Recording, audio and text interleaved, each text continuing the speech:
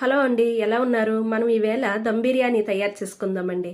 మా వీధిలో వారాలు కదండి, వారాల స్పెషల్ దమ్ బిర్యానీ విడివిడిగా చక్కగా పీస్ అనేది చక్కగా కుక్ అయినట్టుగా మనం ఈ దమ్ బిర్యానీ తయారు చేసుకుందామండి.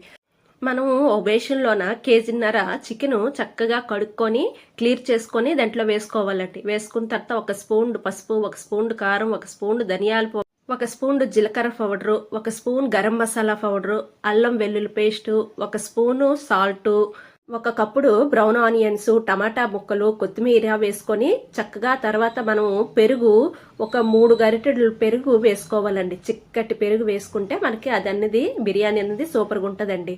3 గరిటెలు వేసుకున్న తర్వాత నిమ్మచెక్క వేసుకోవాలండి. 2 నిమ్మకాయలు పిండుకుంటే బాగుంటది. తర్వాత మనం ఆయిల్ వేడి చేసి ఆ ఆయిల్ కూడా వేసుకోవాలండి. వేసుకొని చక్కగా కలుపుకోవాలి. ముక్కకి చక్కగా పట్టినట్టుగా కలుపుకోవాలండి.